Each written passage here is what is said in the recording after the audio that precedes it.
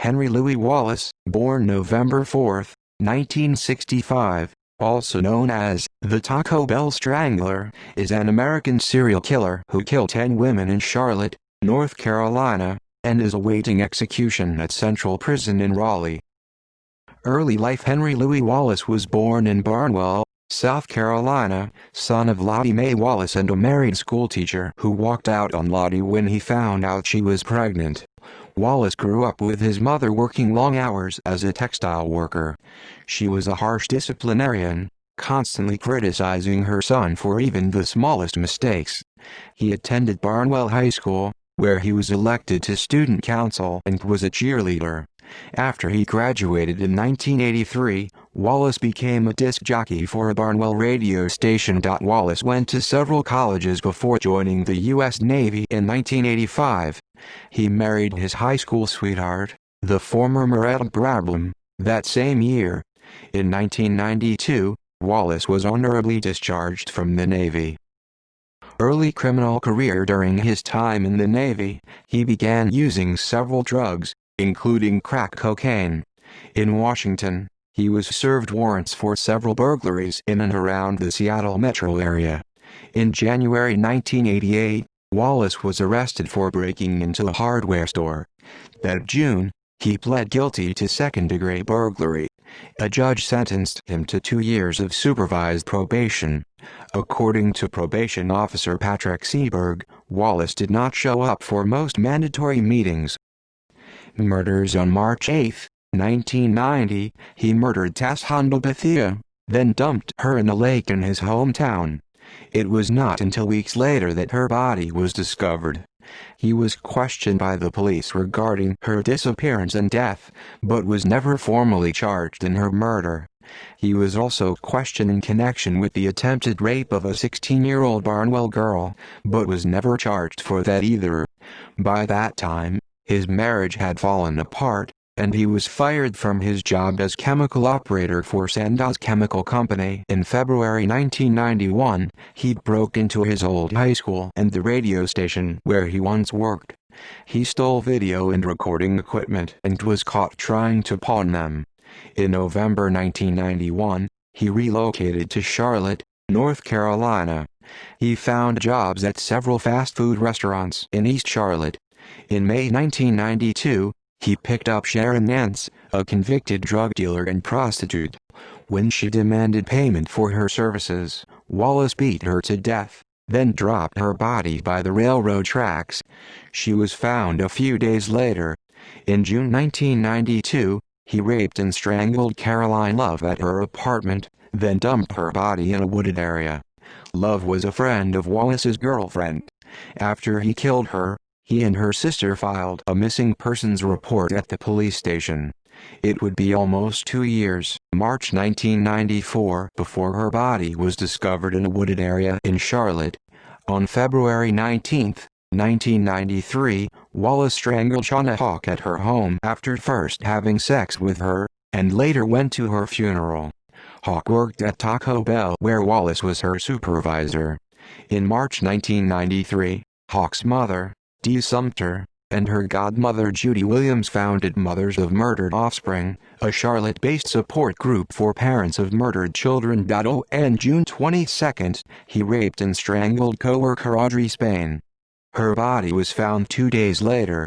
On August 10, 1993, Wallace raped and strangled Valencia M. Jumper, a friend of his sister, then set her on fire to cover up his crime. A few days after her murder, he and his sister went to Valencia's funeral. A month later, in September 1993, he went to the apartment of Michelle Stinson, a struggling college student and single mother of 2 sons. Stinson was a friend of his from Taco Bell. He raped her and then sometime later strangled and stabbed her in front of her oldest son. That October, his only child was born. On February 4, 1994, Wallace was arrested for shoplifting, but police had not made a connection between him and the murders. On February 20, 1994, Wallace strangled Vanessa Little Mack, one of his employees from Taco Bell, in her apartment. Mack had 2 daughters, aged 7 and 4 months, at the time of her death. On March 8, 1994, Wallace robbed and strangled Betty Jean Baucom. Baucom and Wallace's girlfriend were co-workers. Afterwards, he took valuables from the house, then he left the apartment with her car. He pawned everything except the car, which he left at a local shopping center. Wallace went back to the same apartment complex on the night of March 8, 1994, knowing that Burness Woods would be at work so he could murder his girlfriend, Brandy June Henderson. Wallace raped Henderson while she held her baby, and then strangled her. He also strangled her son, but he survived. Afterwards, he took some valuables from the apartment and left. The police increased their patrols in East Charlotte after 2 bodies of young black women were found at the Lake apartment complex. Even so, Wallace sneaked through to rob and strangle Deborah Ann Slaughter, who had been a co-worker of his girlfriend, and stabbed her some 38 times in the stomach and chest. Her body was found on March 12, 1994. Wallace was arrested on March 13, 1994. For 12 hours, he confessed to the murders of 10 women in Charlotte. He then confessed to an 11th murder he committed before moving to Charlotte.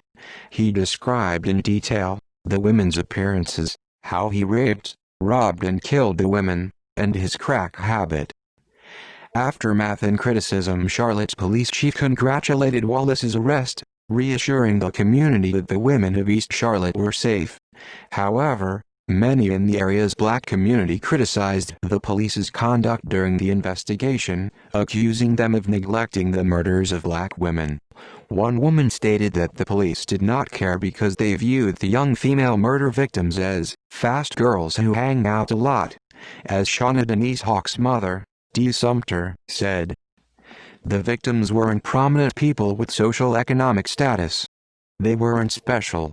And they were black." Charlotte's police chief, Dennis Nowicki, had said he was not aware of a killer until early March 1994, when 3 young black women were murdered within 4 days of each other.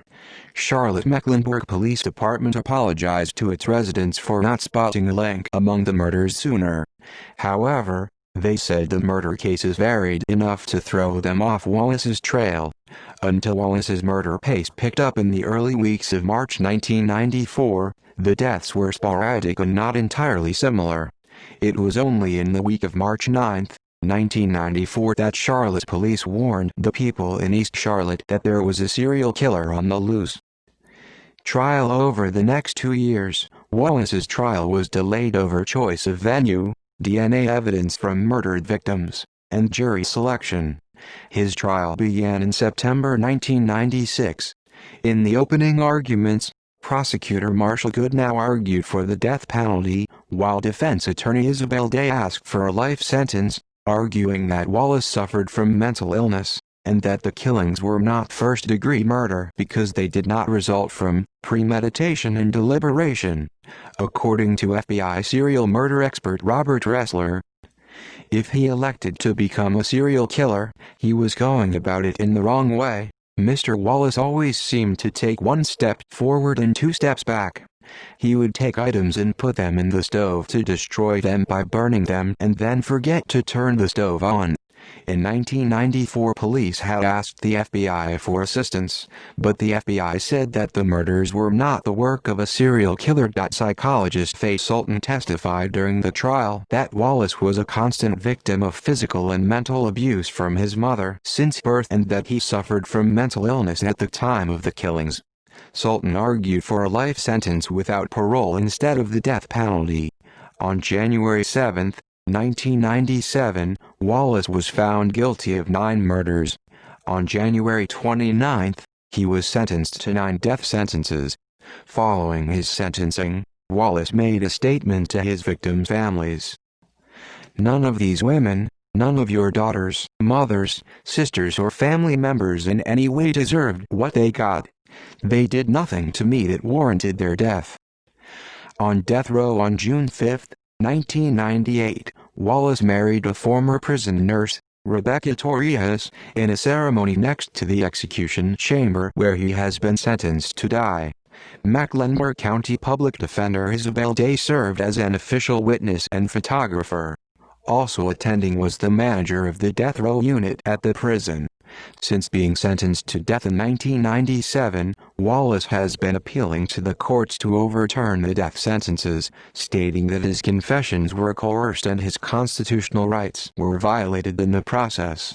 The North Carolina Supreme Court upheld the death sentences in 2000.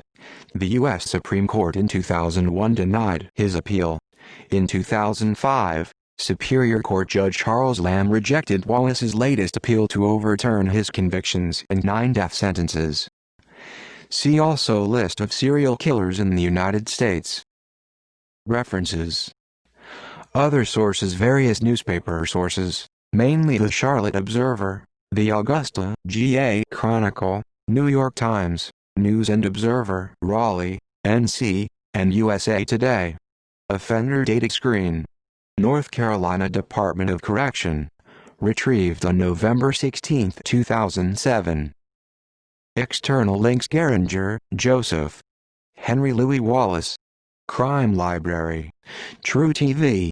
Retrieved the 15th of May 2012.